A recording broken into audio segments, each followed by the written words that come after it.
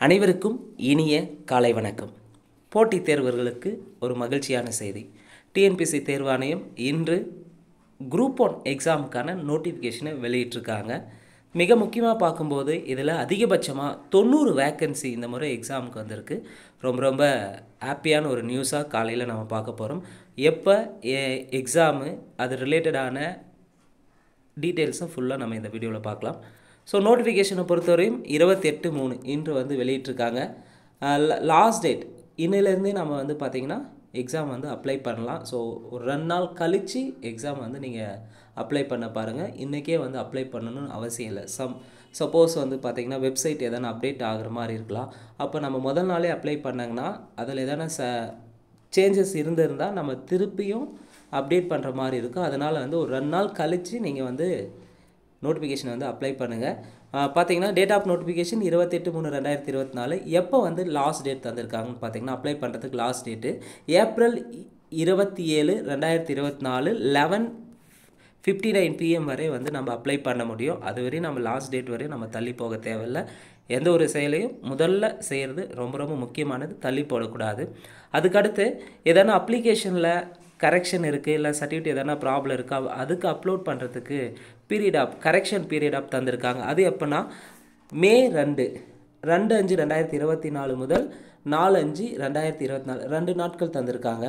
அதே போல் preliminary exam எப்போ நடக்குன்னு சொல்லியிருக்காங்கன்னு பார்த்தீங்கன்னா ஜூலை 13, 2024 அன்று காலையில் நடக்கும். குறிப்பாக 9:30 to 12:30 வரை நடக்குன்னு சொல்லியிருக்காங்க. மெயின் எக்ஸாம் பார்த்திங்கன்னா ப்ரிலிமினரி ரிசல்ட் வந்த பிறகு date of main exam announcement பண்ணுறேன்னு சொல்லியிருக்காங்க. ஒன் டைம் ஏற்கனவே பண்ணாதவங்க முதல்ல ஒன் டைம் பண்ணிவிட்டு அதுக்கப்புறம் புதுசாக எக்ஸாம் அப்ளை பண்ணலாம். அதுக்கடுத்து பார்த்திங்கன்னா மிக முக்கியமாக என்னென்ன வேக்கன்சி லிஸ்ட்டு இருக்குது, எந்தெந்த டிபார்ட்மெண்ட்டில் எவ்வளோ வேக்கன்சி இருக்குது, அடுத்து பார்த்திங்கன்னா அதுக்கான குவாலிஃபிகேஷன் என்னன்றதை நம்ம பார்க்கலாம்.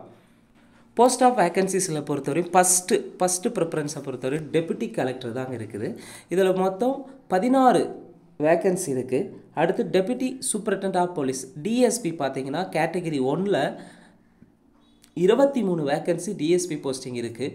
அடுத்து அசிஸ்டன்ட் கமிஷனர் குறிப்பாக கமர்ஷியல் டேக்ஸில் பார்த்திங்கன்னா 14 வேக்கன்சியும், deputy register of the cooperative society பார்த்திங்கன்னா 21 வேக்கன்சியும், assistant director of rural development பார்த்திங்கன்னா 14 வேக்கன்சியும், டிஸ்ட்ரிக்ட் எம்ப்ளாய்மெண்ட் ஆஃபீஸர் பார்த்திங்கன்னா 1 வேக்கன்சி இருக்குது. அதுக்கடுத்து district officer fire and rescue சர்வீஸில் பார்த்திங்கன்னா 1 வேக்கன்சி இருக்குது. டோட்டலாக 90 வேக்கன்சி இருக்குது. இன்க்ளூடிங் ஷார்ட் ஃபால் வேக்கன்சிஸ் ஏற்கனவே 1 or 2 விட்டு இருக்கக்கூடிய அந்த வேக்கன்சிஸ் சேர்த்து தான் இப்போ விட்டுருக்காங்க. ஹையஸ்ட்டாக 90 வேக்கன்சிங்க. ரொம்ப அதிகபட்சமாக இப்போ வந்திருக்கு. இந்த வேக்கன்சியை பொறுத்தவரை குறிப்பாக பார்த்திங்கன்னா இந்த 90 வேக்கன்சி குறைவாக இருக்குதுன்னு பார்க்காம இந்த 90 பேருக்குள்ளே ஒரு ஆளாக நீங்கள் இருக்கணும்னு நம்பிக்கையோட தொடர்ந்து உங்களுடைய ப்ரிப்ரேஷனை இன்னும் ஸ்ட்ராங் பண்ணுங்கள். அதுக்கான வேலையை தொடர்ந்து ப்ரிப்ரேஷன் பண்ணுங்கள். முதல் வேலையை பார்த்திங்கன்னா புதுசாக குரூப் 1 எக்ஸாம் அப்ளை பண்ணுறவங்களுக்கு ஃபஸ்ட்டு டிஎன்பிஎஸ்சியினுடைய சிலபஸ் குரூப் 1 சிலபஸ் ப்ரிலிமினரிக்கான சிலபஸை கையில் வச்சுருக்கணும். அது ரொம்ப முக்கியமானது. அதுக்கடுத்தா ஃபஸ்ட்டு எக்ஸாம் என்னென்ன கேட்டிருக்காங்க அப்ளை பண்ணுறது ஃபுல் டீட்டெயிலை பார்த்துட்டு அதுக்கப்புறம் தான் அப்ளை பண்ணணும். எடுத்த உடனே எதனா அப்ளை பண்ணுங்கன்னா அதில் எதனா மிஸ்டேக் ஆகிட்டு அது நமக்கு கூட தெரியாமல் இருக்கும். அதே போல் அப்ளை பண்ணும்போது மேக்ஸிமம் எல்லாருமே பார்த்திங்கன்னா நெட் சென்டர் போய் தான் அப்ளை பண்ணுறாங்க. அப்படி இல்லாமல் முடிஞ்ச அளவுக்கு லேப்டாப் வீட்டில் இருந்தால் லேப்டாப்பில் நீங்களே ட்ரை பண்ணி கரெக்டாக அப்ளை பண்ணுங்கள். அப்படி லேப்டாப் இல்லைன்னா நெட் சென்டர் போய் பண்ணுறவங்க என்ன பண்ணால் பக்கத்தில் இருந்து ஒவ்வொரு காலமுக்கும் சரியாக ஃபில் பண்ணுறாங்களா, சர்டிஃபிகேட் நம்பர் கரெக்டாக தராங்களா, டேட் கரெக்டாக தராங்களா அப்படின்றத செக் பண்ணிக்காங்க. அதுதான் ரொம்ப முக்கியமானது. நம்ம எக்ஸாம் எழுதுவதற்கு முன்பு நம்ம எக்ஸாம் அந்த ஆல் டிக்கெட் வருவதற்கு மிக முக்கியமானது அப்ளிகேஷன் தான். அப்போ அப்ளை பண்ணும்போது மிக கவனமாக இருந்து நீங்கள் அப்ளை பண்ணணும். அப்ளை பண்ணும்போது கூடவே இருக்கணும். சில பேர் என்ன பண்ணுவாங்கன்னா நீங்கள் அப்ளை பண்ணிவிடுங்கன்னு சொல்லிட்டு காசை கொடுத்துட்டு போயிடுவாங்க. அந்த மாதிரிலாம் செய்யவே கூடாது. இதோடைய நம்மளுடைய லைஃபு, நம்மளுடைய கரியர். அதனால் பக்கத்தில் இருந்து பொறுமையாக அப்ளை பண்ணுங்கள். அடுத்து என்னென்ன வேக்கன்சி பார்த்திங்கன்னா மினிமம் ஏஜ் எவ்வளோ இருக்கணும், மேக்ஸிமம் ஏஜ் எவ்வளோ இருக்குன்னு கேட்டிருக்காங்க. அதிலும் குறிப்பாக வந்து பார்த்திங்கன்னா ஒவ்வொரு டிபார்ட்மெண்ட்டுக்கும் வேக்கன்சி மினிமம் வந்து ஆவரேஜ் எல்லா போஸ்டிங்க்கும் இப்போ கொடுத்துருக்கக்கூடிய எல்லா போஸ்டிங்க்கும் மினிமம் ஏஜ் வந்து 21 வந்து கம்ப்ளீட் ஆகிருக்கணும்.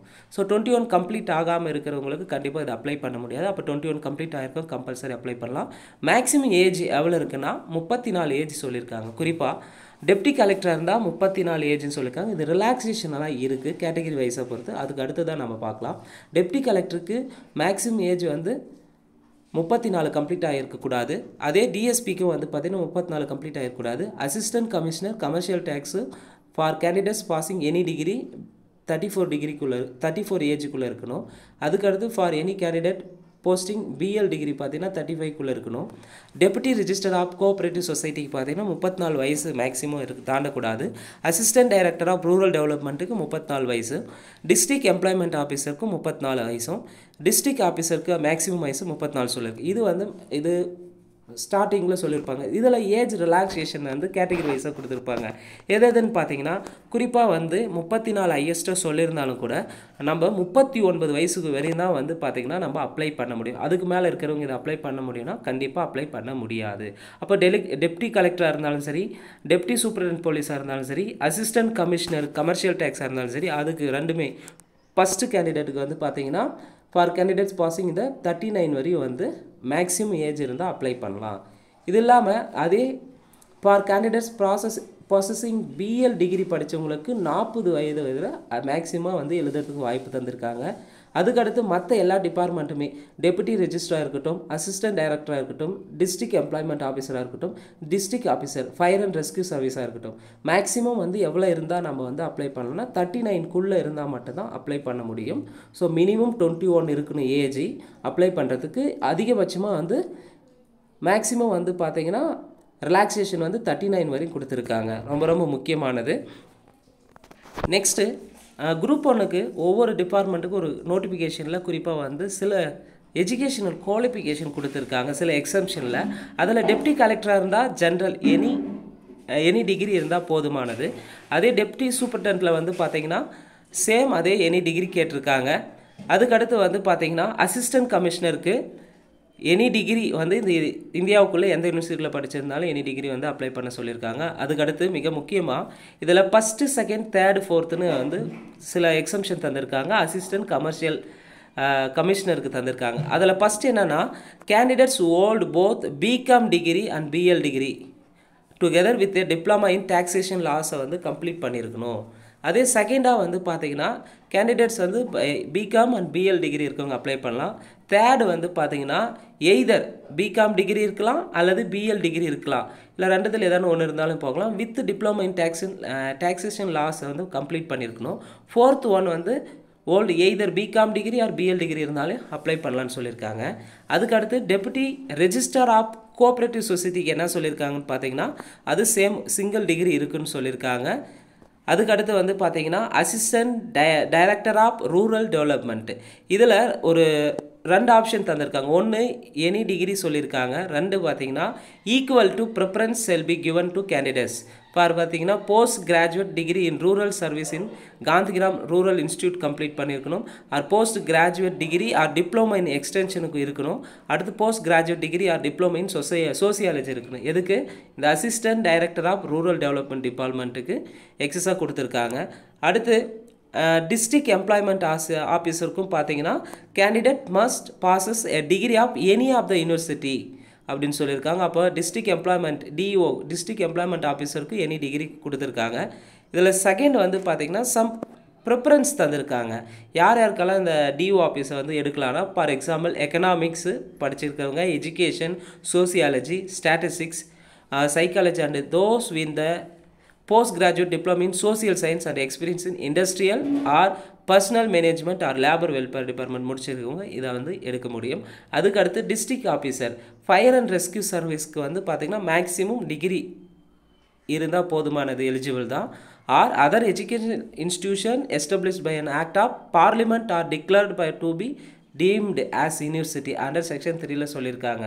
ஸோ மேக்ஸிமம் எல்லா வந்து பார்த்திங்கன்னா எல்லா பதவிகளுக்கும் டிகிரி ஸ்டாண்டர்டாக வந்து கேட்டிருக்காங்க.